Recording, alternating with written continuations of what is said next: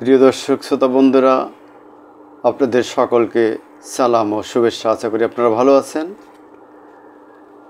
5 August ছাত্র জনতার ব্যাপক অভ্যুত্থানের মুখে আওয়ামী লীগের পতন হওয়ার পর দীর্ঘ 75 বছর আওয়ামী লীগ যে বিদ্রোহ অবস্থায় পড়েছে, সম্প্রতি ছাত্রদের আরেকটি আন্দোলনের মুখে এই দলটি নিষিদ্ধ এবং পরবর্তীতে নিবন্ধন বাতিল হলে দলটি আরেক দফা বিপর্যয়ে পড়ে।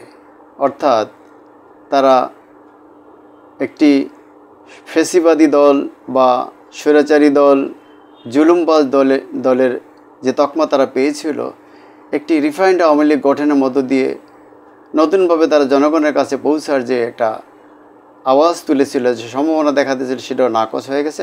এখন আওয়ামী লীগ খুব ব্যাগায় দায় আছে। যদিও শেখ হাসিনা একবার সংসদে দাঁড়িয়ে বলেছিলেন যে আমরা ভারতকে যা দিয়েছি তারা সারা জীবন মনে রাখবে। সে কারণে তারা ভারতকে তাদের বিশ্বস্ত বন্ধু মনে করে এবং মনে করে যে ভারত তাদের হয়তো ক্ষমতায় বসিয়ে দিবে বা একটা ব্যবস্থা করবে। যে কারণে আওয়ামী লীগ কিন্তু এই যে এত বড় অন্যায়গুলো করেছে, জুলুম করেছে, খুন করেছে, গুম করেছে, এগুলো কিন্তু তারা কোনো দুঃখ প্রকাশ করে না। তাদের মধ্যে কোনো দুঃখবোধ নেই, তাদের কোনো অনুশোচনা নেই, সেটা তারা প্রয়োজনও মনে করে না।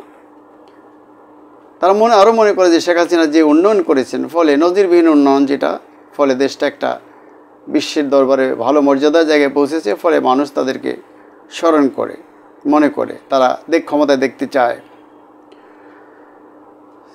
তারা আরও মনে করে যে শেখ হাসিনাকে মানুষ চায়, তিনি আবারও বাংলাদেশে আসবেন, আবার হয়তো ক্ষমতাসীন হবেন, এরকম একটা স্বপ্নের মধ্যে তারা বিভোর আছে। ভোটাধিকার যে তারা কেড়ে নিয়েছিল, মানুষের নানা অধিকার তারা হরণ করেছিল, এই কথা তারা স্বীকারও করতে চায় না ভুলেও। সম্প্রতি পালিয়ে যাওয়ার পরে দলের সাধারণ সম্পাদক ওবায়দুল কাদের কথা বলতে শুরু করেছেন। কয়েকদিন আগে সমাজ তার সাবেক যে গণপূর্ত মন্ত্রী রেজাউল করিমও কথা বলেছেন, তারা কিভাবে কত বাজে অবস্থার মধ্য দিয়া বাংলাদেশ থেকে পালিয়ে ভারতে গেছেন। অর্থাৎ যেসব নেতারা দেশে থেকে গ্রেপ্তার হয়েছেন, নেতা, মন্ত্রী, এমপি, তার চেয়ে বড় একটা অংশ পালিয়েছে এবং একটা বিরাট অংশ বিদেশে পালিয়ে গেছে। তার মধ্যে হয়তো শেখ হাসিনা, ওবায়দুল কাদের, স্বরাষ্ট্রমন্ত্রী, সাবেক স্বরাষ্ট্রমন্ত্রী কামাল সহ প্রায় 90% লোক ভারতেই পালিয়ে গেছে। তো তারা এখন তারা নিষিদ্ধের পর তারা অনেকটা হতাশা পড়েছে। গত কয়েকদিন আগে ঈদের দিনই সম্ভবত ওবায়দুল কাদের সাক্ষাৎকার দিচ্ছেন। এবার তিনি ভারতের পশ্চিমবঙ্গের আনন্দবাজার পত্রিকার সঙ্গে সাক্ষাৎকারে আগামী নির্বাচনে দলের অবস্থান ঘুরে দাঁড়ানোর প্রক্রিয়া সহ বিভিন্ন বিষয়ে কথা বলেছেন। 7 জুন ঈদুল আজহার দিনে আনন্দবাজার সৌরভ পালকে অডিও সাক্ষাৎকারে দেন আওয়ামী লীগের সাধারণ সম্পাদক। প্রধান উপদেষ্টা আগামী এপ্রিল পরবর্তী নির্বাচন অনুষ্ঠিত হবে বলে ঘোষণা করেছেন। এই প্রসঙ্গটি সামনে এনে আনন্দবাজারের সাংবাদিক জানতে চান, আওয়ামী লীগ কি সেই নির্বাচনে পদত্যাগ করবে কিনা।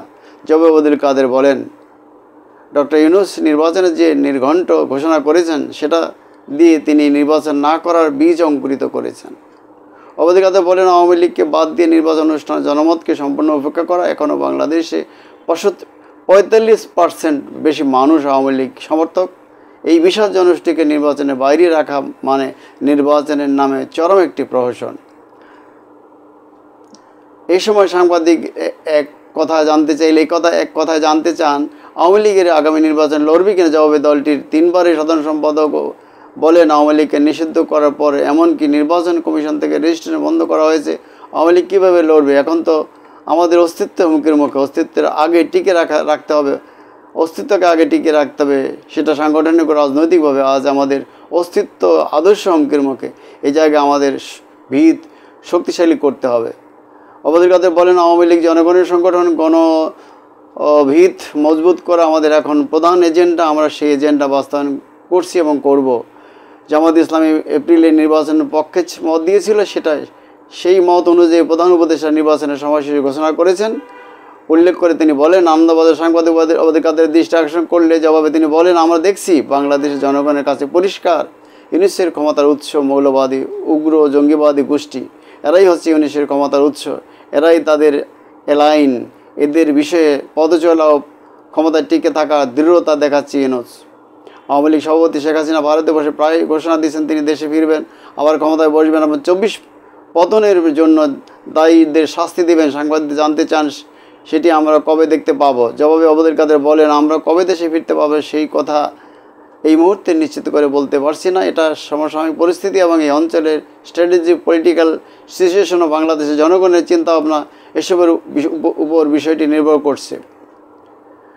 ঈদের নেত্রীর সঙ্গে কথা হয়েছে কিনা এমন প্রশ্নের জবাবে ওবায়দুল কাদের বলেন, বিকালে কথা বলবো। ঈদের দিন বিকালে কথা বলছেন তিনি। ভালো আছেন, শেখ হাসিনা ভালো আছেন, সুস্থ আছেন। সারা বাংলাদেশে তিনি যোগাযোগ করে যাচ্ছেন, দলীয় নেতাকর্মীদের উজ্জীবিত করছেন। প্রতিদিনই তিনি নেতাকর্মীদের সঙ্গে কথা বলছেন। হ্যাঁ, আমরা এটাও বুঝতে পারছি তিনি কথা বলছেন। দলের আরও কারো কোন নেতা কথা বলছেন, দলকে চাঙ্গা করার চেষ্টা করছেন। কিন্তু আওয়ামী লীগ আসলে চরম দুর্দিন যাচ্ছে এই মুহূর্তে। আগামী নির্বাচনে তারা পার্টিসিপেট করতে পারবে না, এটা প্রায় নিশ্চিত।